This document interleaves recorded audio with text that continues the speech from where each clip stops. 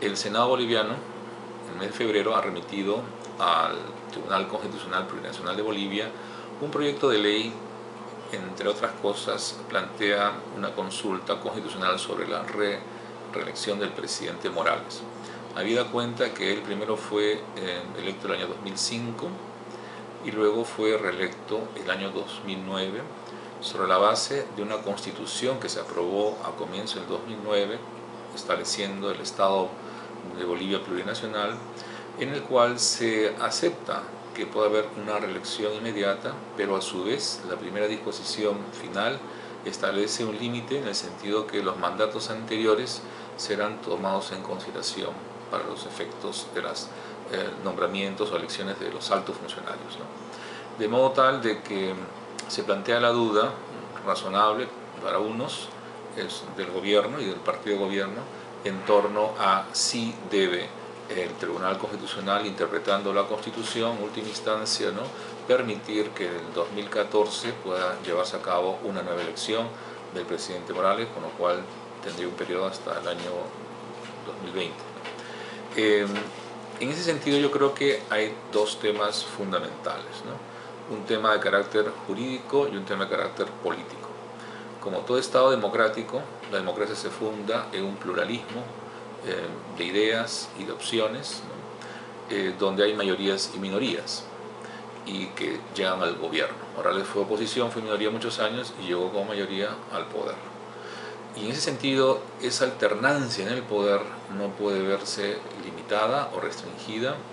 mediante decisiones políticas que incluso vayan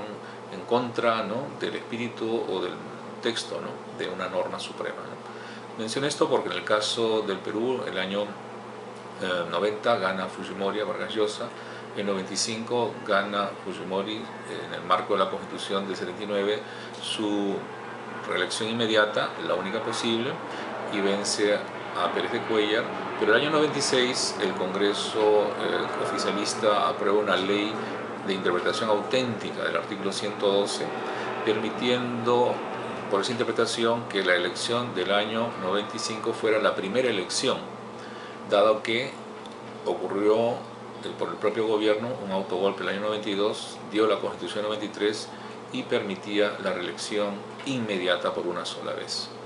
Entonces, el año 96 se presenta la demanda de inconstitucionalidad contra esa ley de interpretación auténtica del Congreso, y el Tribunal Constitucional del Perú declara que esa norma es contraria a la Constitución, y la respuesta política fue que la bancada oficialista destituyó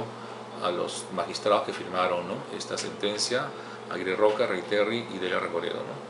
Y lo que permitió, entre comillas, entonces fue su reelección el año 2000, al margen ya del derecho, sino por la imposición de la fuerza política, que terminó en un proceso totalmente controvertido, lleno además de signos de corrupción de su gobierno y de una no nada transparente reelección, al punto que en el 2000 tuvo que renunciar a la presidencia cuando huyó al Japón en septiembre, y previamente antes acortar su periodo presidencial por decisión propia de un año, motivo por el cual el año correspondiente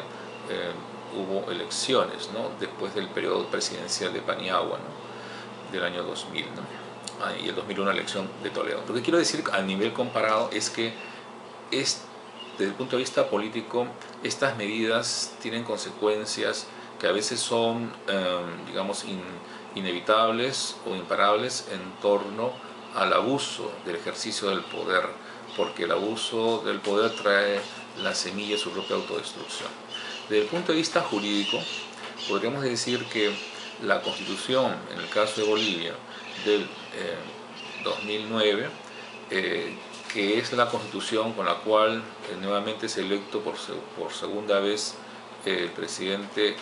Evo Morales en la práctica, ¿no?, aun cuando su primera elección se dio el año 2005 con la Constitución anterior, él en el poder ya lleva 2 periodos, y una nueva elección que se pudiera realizar a partir de una interpretación que haga incluso el TC boliviano significaría 3 periodos presidenciales, ¿no? Y en consecuencia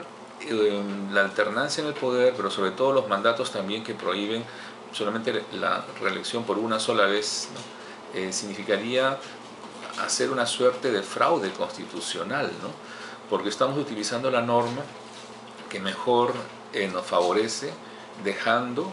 las normas con las cuales uno fue electo, que permitía solamente una elección inmediata, y esta sería la tercera. Y en ese caso, la sucesión de normas, hay que decir que así como el presidente puede modificar, ¿no?, la Constitución del 2009 para permitir una reelección más, podría hacerla una vez más y otra vez más. Entonces siempre se diría que la elección inicial se ha hecho con una norma original, de modo tal que las siguientes no contarían, ¿no? Esto lo comento porque en el caso peruano, el presidente Leguía irrumpió en el poder haciendo un autogolpe en 1919, no obstante que había ganado las elecciones presidenciales, pero no las parlamentarias. Y antes que sentirse atado, prefirió disolver, llamó a una Asamblea Nacional, una nueva constitución, y en esa constitución, claro, con la cual él ya gobernaba, la modificó el año 22 para permitir su reelección por una vez. Y digamos, el atractivo del poder le llevó también a que tuviera que modificar el año 28 nuevamente la Constitución para permitirse otra reelección. De modo tal que, estando en el poder, es fácil, ¿no?, en principio, poder modificar la Constitución para permanecer. Y esa es, digamos, la enfermedad del caudillismo latinoamericano, militar del siglo XIX-XX o civil, como estamos viendo también, no solamente en el caso del Perú o Bolivia, también la Corte Nacional Colombiana hace 2 años se pronunció sobre la pretensión de la reelección del presidente Uribe, ¿no? Y en la región creo yo que debe haber una apuesta por los valores y la institucionalidad democrática, y no recaer todo el peso de la democracia en el líder, el caudillo o la persona, porque las personas son fungibles, y es cierto que hay poca institucionalidad en nuestro país, pero pienso que